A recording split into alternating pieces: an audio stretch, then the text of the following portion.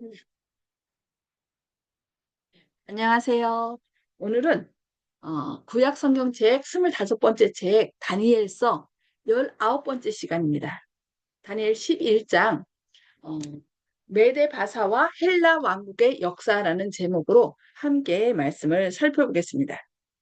어, 말씀을 연구하기 전에 먼저 다니엘의 구조를 다시 한번 살펴보도록 하겠습니다. 다니엘서는 총 12장으로 되어 있습니다. 역사적인 부분은 1장부터 6장이고요. 예언적인 부분은 7장에서 12장입니다. 1장에서는 이제 바벨론으로 끌려온 다니엘과 그의 친구들 이야기가 나오고 그들이 하나님께 충성하게 됐을 때 하나님께서는 이 다니엘과 그 친구들을 지혜롭게 하셔서 하나님의 영광을 드러냈습니다. 2장에서는 느부갓네살의 꿈과 열국의 흥망성쇠를 그 느부갓네살의 꿈을 통하여 꿈을 꾸게 하시고 잊게 하시고 그러나 그 꿈을 이제 이 다니엘이 해석하게 함으로 이 세상의 역사는 하나님께서 주관하심을 보여주셨습니다. 그 다음에 3장에서는 이 느부갓네살이 이제 그 꿈속에서는 금, 은, 동, 철과 진흙, 또 뜨인 돌 이런 그 한 신상에 대해서 봤지만은 자신이 금머리라는 고 얘기하는 것을 통하여 아예 전체가 금으로 된 그래서 자기 나라가 영원하도록 비는 한 신상을 세우고 거기에 절하라고 하죠. 그래서 두라 평지에서의 시험과 절하지 않으면 풀목불 속에 집어넣겠다는 그런 뭐라 해야 되나 압박이 있었음에도 불구하고 다니엘의 친구들이 끝까지 절하지 않으므로 또 그래서 불 속에 들어갔었죠. 그러나 불 속에 들어갔을 때 하나님께서 친히 그 자리에 함께 하심으로 그들을 그 시험 가운데서 구원하시고 정말 하나님만이 참신인 것을 증거한 것을 볼 수 있습니다. 앞으로 머지않아 이제 그 계시록 13장에 나오는 짐승의 우상을 세우고 우상에게 경배하지 아니하는 자를 다 죽이라고 하는 그때에 이런 다니엘의 새 친구들과 같은 하나님께서 건지실 것입니다. 그리 아니하실지라도 나는 절하지 않겠나이다라는 그런 믿음을 저희가 본받아야 되겠습니다. 네, 4장에서는 느부갓네살 개인에게 임한 심판과 회복에 대한 이야기. 그가 하나님께서 주신 영광을 자신의 영광으로 생각하고 내가 하면서 자신의 영광을 치하했을 때 하나님께서 어떻게 했어요? 그가 그 정신병을 앓게 하셔서 7년 동안 이렇게 살게 하셨습니다. 그러나 다시 그가 눈을 들어 하나님을 바라봤을 때 다시 회복할 수 있는 그런 기회를 주신 것을 볼 수 있습니다. 그 다음에 5장 벨사살의 잔치와 바벨론의 멸망 이야기가 나오고요. 6장에서는 다니엘의 신앙과 사자굴에서의 구원 이야기가 이렇게 나옵니다. 그 다음에 6장하고 9장하고 서로 연결되는 걸 볼 수 있습니다. 1장에서 6장은 역사적인 부분이고 7장부터 12장은 예언적인 부분이에요. 그래서 7장에서는 내 짐승과 작은 뿔로서 이 세상 역사를 그러니까 2장에서는 금속으로서 세상 역사를 나타냈다면 7장에서는 내 짐승, 무섭고 놀라운 내 짐승과 거기에 마지막 네 번째 짐승에서 나온 작은 뿔을 통하여 이 세상 역사를 말했습니다. 그 다음에 8장에서는 다니엘의 두 번째 이상으로 숫양과 숫염소, 숫양하고 숫염소는 결국 하나님의 제사에 쓰이는 짐승이잖아요. 그래서 그 제물이었는데 그 하나님의 그 속죄 사역과 관련된 이야기를 그 8장에서 보여줍니다. 2300죄까지니 그때의 성수가 정결함을 입으리라. 근데 결국은 2300죄에 대한 그 예언을 알지 못한 채로 전전긍긍하면서 막 앓기도 하고 그러던 중에 9장에서 이제 한 몇 년 지난 다음에 이 다니엘이 예레미야서를 연구하면서 곧 70년 예루살렘의 황무함이 70년이 찰 때 끝날이라는 그런 것을 깨달으면서 이 하나님께 간절히 기도했을 때 하나님께서는 그 2300조에 대한 것과 더불어 그 기도를 응답해 주신 것을 깨우쳐 주신 걸 볼 수 있습니다. 그래서 결국 6장하고 9장하고 맞물리는데요. 이 다니엘이 하나님께 기도하여 하나님의 뜻을 깨달으려고 하자 사단이 어떻게 했어요? 그 왕 외에 다른 신에게 절하는 자는 사자굴 속에 집어넣으리라는 명령을 내려서 그 기도를 막으려고 했던 것입니다. 그러나 다니엘은 어떻게 해요? 끝까지 정말 매일 하던 대로 규례대로죠. 아침, 점심, 저녁에 예루살렘을 향하여 문을 열고 하나님께 기도한 걸 볼 수 있습니다. 솔직히 문 닫고 해도 누가 뭐라 할 사람 아무도 없었지만 그는 어, 법이 내린 그때에 그렇게 문 닫고 늘 하던 것을 안 하는 것은 결국 자기 자신을 속이는 것이라 생각했기에 끝까지 문을 열고 하나님께 기도함으로 또 사자굴 속에 던져졌지만 다시 하나님의 보호하심으로 어, 이렇게 살아나온 것을 보고 또 하나님께 영광 돌린 것을 9장에서 우리가 볼 수 있습니다. 그리고 실제로 그 2300조에 대한 예언을 그 9장에서 해석해 주는 걸 볼 수 있습니다. 그 다음에 10장부터 11장, 12장은 이렇게 장수를 나눴지만 원래는 한 뭉치예요. 한 뭉치의 예언인데 뭐 2장에서는 신상, 7장과 8장에서는 이렇게 동물들로 얘기했다면 10장, 11장, 12장은 실제적인 그러니까 문자적인 예언을 얘기해 줍니다. 그래서 쉽게 그것을 풀이할 수 있도록. 그래서 우리가 지난 시간에 10장에서 다니엘의 네 번째 이상, 전쟁의 이상을 보여주면서 그 뒷면에 결국 누가 계셔요? 하나님과 사탄의 세력이 있음을 우리에게 이렇게 보여줬습니다. 그리고 오늘은 11장 각 시대의 대쟁투가 이제 남방왕과 북방왕이라는 왕으로 이렇게 나오고 12장은 영원한 하나님의 나라가 이렇게 도래할 것인데 오늘은 11장 문자적인 예언의 학습 포인트를 한번 살펴보겠습니다. 여기 11장에 보면은 메디 바사의 역사가 다니엘 11장 2절에 나오고요.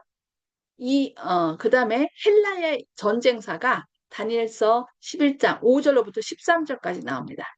그리고 로마의 전쟁사는 다니엘 11장 14절로 30절까지 나오고 그 다음에 법왕 로마의 전쟁사는 다니엘 11장 31절로 39절이 나옵니다. 그래서 오늘은 메디 바사의 역사와 헬라의 전쟁사가 어떻게 문자적으로 예언했고 그것이 성취되었는지 오늘 좀 살펴보도록 하겠습니다. 그리고 이제 마지막으로 2300주의 이후의 역사가 다니엘서 11장 40절로 45절에 나오는 거 볼 수 있습니다. 자, 11장을 같이 살펴보겠습니다. 11장 1절에 보니까 내가 또 메대 사람 다리오 원년에 일어나 그를 도와서 그를 강하게 한 일이 있었느니라 라는 말씀이 있어요. 여기서 다니엘 11장 1절에서 나는 누굴까요? 여기는 이제 지금 10장에서 그 다니엘이 기도하는 중에 또 누구를 만나게 되냐면은 예수님을 만나게 되고 그래서 예수님의 그 존귀하심을 본 후로 이 다니엘이 어떻게 돼요? 막 온몸이 썩은 듯이 하였고 뭐 그렇게 얘기를 해요. 그래서 막 엎드려졌어요. 그때 누가 오냐면은 이제 가브리엘 천사가 옵니다.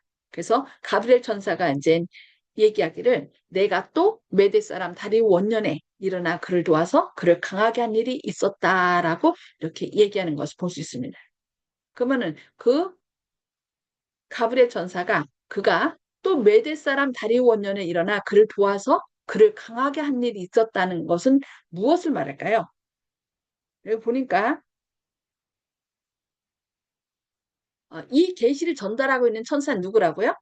가브리엘 천사라고 했어요. 자, 그러면은 그가 다리오 원년에 무슨 일을 했을까요? 다리오 원년에 일어난 일은 다니엘서 6장에 나오는 사자굴 속에 던져진 다니엘, 그 다음에 9장이 서로 연결된 그런 배경을 갖고 있습니다. 근데 그때 이 다니엘을 어떻게든지 죽이려고 하는 대신들의 그 관계로 인하여 이 다리오 왕이 어떻게 있어요? 휘둘린 거예요.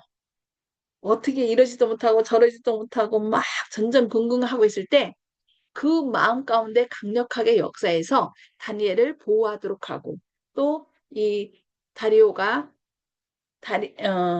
다니엘과 이스라엘 백성들에게 선을 베풀 수 있도록 역사한 것이 바로 누구예요? 가브리엘 천사가 강력하게 주장한 것을 볼 수 있습니다. 그래서 요 11장 1절에 가브리엘 천사가 강력하게 역사한 것에 대한 이야기를 하면서 이제 11장 2절에서 이제 그 쭉 예언이 바사에서 또 새 왕이 일어날 것인데 그 후에 넷째 왕은 먼저 왕들보다 더 강하여 헬라를 칠 것이라고 하였다. 여기 보니까 이제 전에는 짐승들로 나왔는데 이제는 문자적으로 바사라는 얘기가 나오고 헬라라는 이야기가 직접 나온 볼 수 있습니다. 여기 11장 2절과 3절 보니까요. 이제 내가 참된 것을 내게 보이리라. 보라, 바사에서 또 새 왕들이 일어날 것이요. 그 후에 넷째는 그들보다 심히 부유할 것이며 그가 그 부유함으로 강하여진 후에는 모든 사람을 충동하여 헬라 왕국을 칠 것이며 장차 한 능력 있는 왕이 일어나서 권세로 다스리며 자기 마음대로 행하리라. 이렇게 직접적으로 문자적으로 얘기하는 것을 볼 수 있습니다. 이것이 어떻게 이루어졌나요? 어, 이 계시가 주어진 때는 페르시아의 초대왕 고레스 3년이라고 그랬어요. 그런데 고레스 때니까 페르시아에서 일어날 새 왕을 그 뒤로 쭉 얘기를 하는 거죠. 고레스 이후로 새 왕이 일어날 것이다. 새 왕 중에 첫째 왕은 캄비세스 2세입니다. 이 캄비세스 2세는 그 고레스가 내린 예루살렘 중건조서를 중건령 그 조서를 잘 이행할 수 있도록 유대인을 도왔습니다. 그러나 이제 이집트를 치러 원정을 떠나기 전에 어, 가우마타라는 승려가 있었는데 그 승려의 속임수에 빠져서 동생 스메리디스를 암살했대요. 왜냐하면은 이 캄비세스의 동생 스메르디스가 좀 혹했나 봐요. 그러니까 그냥 놔두고 가면은 자기가 원정 간 길에 이제 쿠데타를 반란을 일으킬 수 있는 여지가 있어서 이제 이 가오마타가 그렇게 속임수를 썼겠죠. 당신 동생이 이렇게 똑똑하니까 어쩌면 반란 일으킬 수 있다. 그러면서 얘기를 해서 그 충고로 이제 동생을 암살한 것입니다. 그런데 오히려 자신이 귀국길에 변사하고 말았습니다. 그래서 그 두 번째 왕은 이제 왕이 죽었으니까 어떻게 돼요? 누군가가 그 뒤를 이어야 되는데 두 번째 왕은 바르디아라는 사람이 있었는데 이 바르디아가 캄비세스 이세가 이집트로 원정을 간 사이에 반란을 일으켜 갖고서 자기가 그 동생 스메르디스라고 세칭한 거예요. 스메르디스를 그 캄비세스가 죽였잖아요. 죽였는데 자기가 그 스메르디스라고 하면서 왕위를 이어받은 겁니다. 그래서 7개월 동안 통치했다고 합니다. 그래서 사람들은 그를 뭐 가짜 스메르디스라고 부르기도 합니다.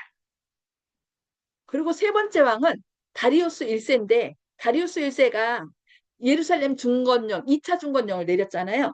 그때 이 중건령을 내린 왕이 바로 다리우스 2세입니다. 여기 이렇게 셋째 왕으로 얘기를 하고 있습니다.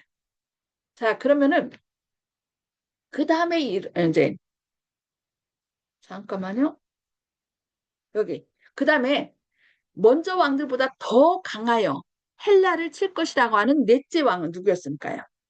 넷째 왕은 아하수에로. 여러분 아하수에로면 누가 생각나요? 에스들. 에스더. 네.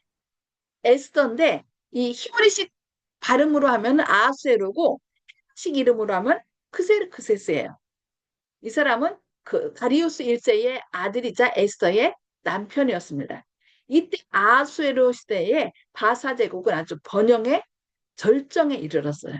그래서 에스더서 1장 1절에 보면은 그의 영토가 뭐 북서쪽으로 인도의 국경까지, 서쪽으로는 구스, 북쪽 경계까지 확장되었다 이렇게 얘기를 해요.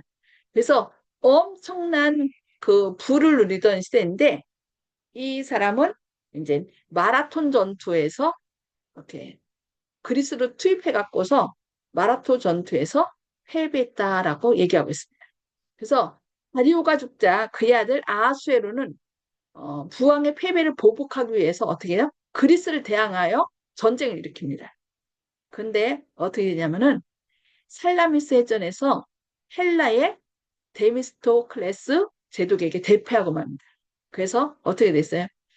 죽은 거죠. 그런 다음에 아하수르의 아들 아닥사스다가 이제 왕이 되어서 3차 예루살렘 중건령이 내리고 그 이때 예루살렘 통치의 그 자치권이 주어져서 유대인들을 귀환시킨 왕이 바로 아닥사스다 왕입니다. 그러면서 이 페르시아의 국력은 점점 누구로 인하여 누가 이제 등장해요?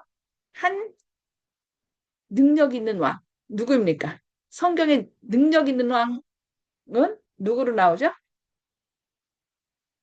알렉산더 대왕이죠. 그래서 헬라 시대가 시작하자마자 이제 특별한 왕.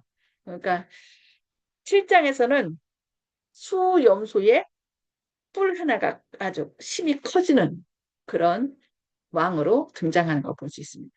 그래서 장차 한 능력 있는 왕이 일어나서 신권세로 다스리며 자기 마음대로 행하리라. 그리고 그러나 문제는 이제 4절에 보니까 그러나 그가 강성할 때에 그의 나라가 갈라져 천하 사방에 나눌 것이나 이렇게 있어요. 그의 자손에게로 돌아가지도 아니할 것이요 또 자기가 주정하던 권세대로도 되지 아니하리니 이는 그 나라가 뽑혀서 그 외에 다른 사람들에게 돌아갈 것입니다. 그래서 저희가 다니엘서 2장과 7장에서도 계속 배웠기 때문에 이 역사가 계속 반복되는데 이 11장에서는 다른 데서는 이제 그 상징적으로 나왔던 것이 이 11장에서는 직접 문자적으로 등장하는 걸 볼 수 있습니다. 그래서 장차 한 능력 있는 왕, 또 그 다음에 그가 강성할 때 그 나라가 갈라져 천하 사방에 나눌 것이며 이렇게 얘기를 하죠.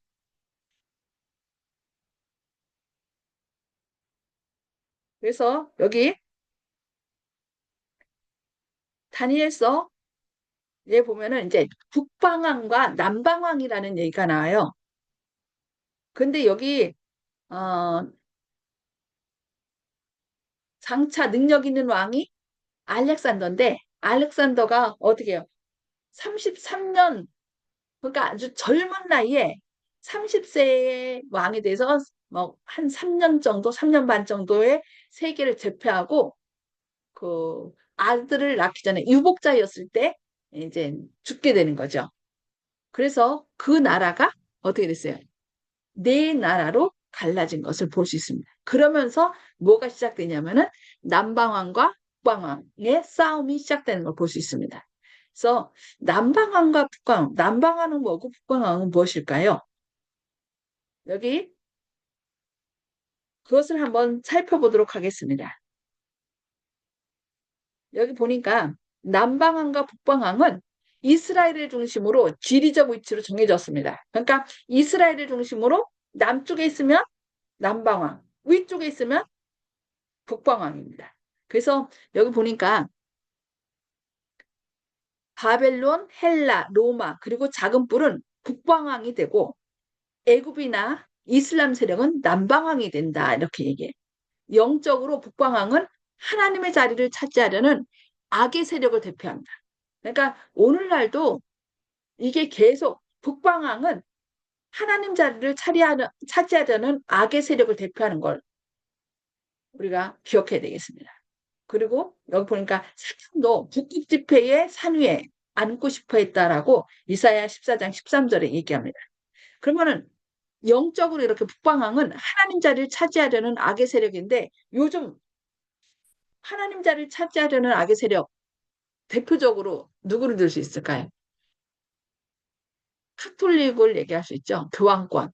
근데 그 카톨릭만 그런 게 아니라 이제 뭐 이 미국에서도 결국 전 세계를 자기 손으로 주물럭주물럭 하려고 하는 그런 오직 하나님만이 아, 사람을 공평하게 정의롭게 이렇게 다스릴 수 있는데 그것을 인간이 그러니까 사회주의 체제로 사람이 그것을 정부가 그걸 하려고 하는 것을 볼 수 있습니다. 그리고 여기 보니까 남방왕은 영적 애굽처럼 하나님을 대적하는 정부나 사상을 상징한다라고 얘기하고 있습니다. 그러니까 애굽 또 영적 애굽이라고 했으니까 하나님을 대적하는 정부나 사상이 뭐예요? 그러니까 프랑스 불란서 혁명 그 다음에 불란서 혁명에서 파생된 공산주의나 진화론, 무신론 이 모든 것들이 남방왕에 속하고 북방왕은 천주교와 또 하나님 자리를 차지하려는 악의 세력을 대표하는 것을 기억하시기 바랍니다. 그래서 그 사이에 끼어 있는 남방왕과 북방왕 사이에 끼어 있는 이스라엘은 이 두 세력이 충돌하는 곳이었어요. 그러니까 우리나라도 지금 저 일본하고 중국하고 사이에서 많은 어려움을 겪었잖아요. 그러니까 이 이스라엘하고 우리나라하고 거의 비슷한 상황인 것 같아요. 그래서 여기 남방왕과 북방왕의 세력은 자주 이스라엘을 지나갔고 충돌했으며 하나님의 영화로운 땅을 괴롭히고 유린하기도 했다. 정치적이고 군사적인 고통뿐만 아니라 북방왕의 하나님을 거역하는 거만함과 남방왕의 하나님을 대적하는 정책은 끊임없이 이스라엘을 괴롭혔다라고 얘기하고 있습니다. 그래서 이 다니엘이 괴로워하고 금식하며 알기를 원했던 주제는 이 두 세력 사이에 낀 하나님의 백성의 미래에 관한 것이었습니다. 그래서 그 기도의 응답으로 말일에 내 백성이 당할 일을 깨닫게 하기 위해 가브리엘 천사가 보내졌던 것입니다. 그래서 오늘날 우리들도 이 두 세력 사이에서 고통을 느끼며 살고 있습니다. 그렇죠? 한쪽은 사람인데 하나님 역할을 대신하려고 그러고, 한편은 아예 하나님을 대적해서 그 우리를 핍박하는, 하나님을 믿는 사람을 핍박하는 그런 시대에 살고 있는데, 이런 때 우리가 선과 악의 대쟁투의 실상을 사람들에게 알리고 또 하나님의 편에 설 수 있도록 하나님께서 우리에게 이렇게 북방왕과 남방왕으로 얘기된 다니엘서 11장을 우리에게 알려주셨다는 거 우리가 기억해야 되겠습니다. 자, 그러면 알렉산드로 대왕의 사후에 넷으로 나누어진 헬라 역사는 어떻게 전개될 것이라고 예언하고 있을까요? 여기 보니까 남방의 왕은 강할 것이나 그 군주들 중 하나는 그보다 강하여 권세를 떨치리니 그의 권세가 심히 클 것이요. 또 몇 해 후에 그들이 서로 단합하리 곧 남방왕의 딸이 북방왕에게 가서 화친하리라. 그러니까 이게 남방왕은 결국 이스라엘 남쪽에 있는 이집트를 다스리던 나라였어요. 여기 보니까 이제 그 알렉산더 죽음 후에 네 장군에 의해서 이렇게 나눠졌잖아요. 그렇게 나눠져서 셀루쿠스 왕조는 저 시리아 쪽을 맡고 또 프톨레마이오스 왕조는 이 남쪽 이집트를 차지하게 됐습니다. 그래서 원래 넷인데 하산드로와 리스마커스는 이제 얼마 못 가서 사라지게 됐고 이 두 큰 세력 프톨레마이오스는 이집트 남방왕이 되었고 저 위쪽은 셀레코스 왕조가 북방왕을 맡게 된 것이죠. 자, 그렇다면 그의 권세가 심히 클 것이라고 한 남방왕은 누구였을까요? 여기 남방왕은 프톨레마이오스 1세를 말하는 거있습니다. 그래서 이렇게 남방왕과 북방왕은 이제 조금 아까 얘기했잖아요. 남방왕과 북방왕. 프톨레마이오스 남방왕, 북방왕은 이제 셀루큐스. 그래서 이 두 세력이 계속 서로 싸워가는 것을 볼 수 있습니다. 그래서 때로는 단합하고 때로는 서로 적대하고 여기 보니까 결국 두 나라가 단합하는 길은 뭐예요? 결국 결혼 관계로 같이 맺는 거죠. 근데 문제는 이 북방왕에게도 아내가 있었는데 남방왕의 딸을 북방왕에게 주면서 그 북방왕의 아내가 어떻게 됐을까요? 이를 갈았겠죠.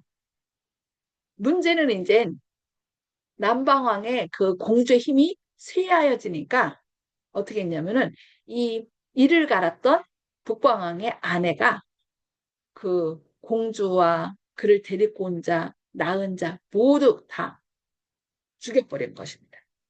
그러다 보니까 이제 이 남방왕의 남방왕, 그 뒤를 이은 남방왕이 이 원수를 갚기 위해서 쳐들어오고 이렇게 하면서 이 두 나라가 계속 남방왕과 북방왕이 가운데 이스라엘을 두고 서로 치고받고 싸운 이야기가 이 다니엘서 11장 이야기입니다.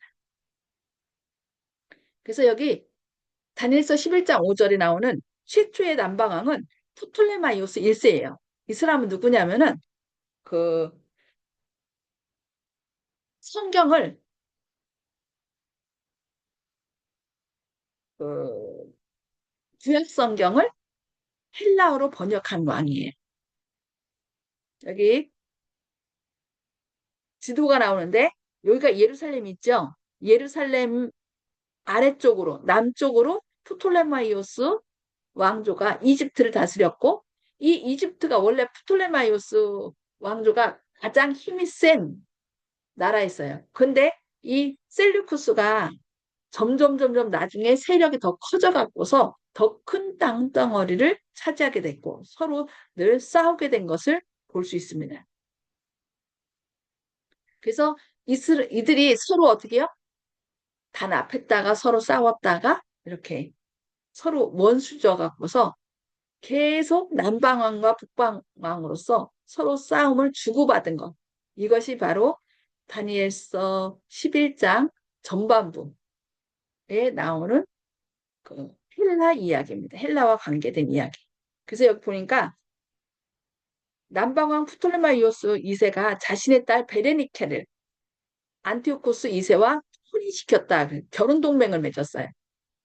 근데 이 프톨레마이오스 2세는 아까 1세랑 이제 죄송합니다. 2세는 책을 너무너무 좋아해서 도서관을 만들었고 그 도서관에 히브리어로 된 구약 성경을 헬라어로 번역시켜 갖고서 그 도서관에 소장한 왕이에요. 그래서 이때 예수님이 태어나기 전에 이 일로 인하여 구약 성경이 여러 나라에 보급이 된 그런 보급되게 한 왕이 바로 프톨레마이오스 2세입니다. 그래서 이 프톨레마이오스가 죽자 남방왕이 어떻게 됐을까요? 영향력이 약해졌겠죠. 그러자 그 남편을 베레니카에게 빼앗겼던 이혼당한 그 전 왕후 라오디케가 그렇게 완전히 원수를 갚은 거예요. 그 공주를 죽이고 공주가 난 자녀도 죽이고 죽였어요. 그러면서 이 두 나라 사이에 계속 관계가 서로 주거니 받거니 강한 자가 나타나면 또 이쪽 이제 북방왕이 와서 남방왕을 치고 또 남방왕이 이를 갈다가 좀 힘을 모아갖고 북방왕을 치고 이것이 계속 여기에 대한 이야기가 다니엘서 11장의 3절로부터 13절까지 이야기가 쭉 나오는 것입니다. 그래서 이렇게 1차, 2차, 3차 결국 몇 차까지 되냐면 5차까지 서로 주고받는 시리아 전쟁이 이렇게 나오는 것입니다. 그래서 여기 보니까 4차 시리아 전쟁이 나오고요. 이것뿐만 아니라 이제 나중에 5차까지는 4차에서는 그 프톨레마이오스 2세가 4세가 이제 이기고서 돌아갈 때 너무 좋아갖고서 이제 예루살렘에 갑니다. 근데 예루살렘에 성전 있잖아요. 그러니까 그 성전에 들어가려고 그래요. 근데 유대인들은 이방인이 성전에 들어가면 안 되거든요. 그러니까 유대인들이 제지를 했어요. 들어가지 못하도록. 그러니까 화가 나갖고서 유대인들을 학살하는 일이 이때 벌어졌습니다. 이렇게 서로 힘을 더 키워서, 그러니까 이 남방왕이 크게 이겨서 승리해서 돌아갔는데 이제 다시 북방왕은 돌아가서 다시 군대를 전보다 더 많이 준비했다가 몇 해 후에 대군과 많은 물건을 거느리고 오리라. 그래서 무슨 일이 일어났냐면은 결국은 4차 아니야. 4차 5차 시리아 전쟁까지 일어나서 결국 남방 왕은 이때 거의 세력이 사그러들고 북방 왕이 이제 점점 세력이 강해진 그런 상황 가운데 처하게 된 것입니다. 그래서 어, 이 다니엘서 7장이나 8장 다른 데서는 다 상징적으로 했던 것이 이 다니엘서 11장에서는 그것을 실제 문자화해서 우리에게 알려주는데 지금 얘기한 것은 이제 성경의 다니엘서 11장의 예언이 북방왕과 남방왕이라는 이름으로 서로 주거니 받거니 서로 싸운 싸운 이야기를 오늘 배웠습니다. 그래서 이 북방왕과 남방왕 이야기는 헬라와 메데 페르시아와 헬라스만 일어나는 것이 아니라 계속 로마치에서도 있었고 앞으로도 계속 예수님 오시기 전까지 북방왕과 남방왕으로 서로 싸울 것입니다. 그래서 우리는 어느 편에 설 것인가? 정말 하나님께 지혜를 구하고 이 전쟁의 더의 와중에서 어느 한쪽에 휩쓸리지 않고 오직 하나님께만 충성하는 다니엘과 그 세 친구들처럼 하나님께 충성하는 저와 여러분 되기를 바라면서 오늘 말씀 마치도록 하겠습니다. 기도하고 마치겠습니다.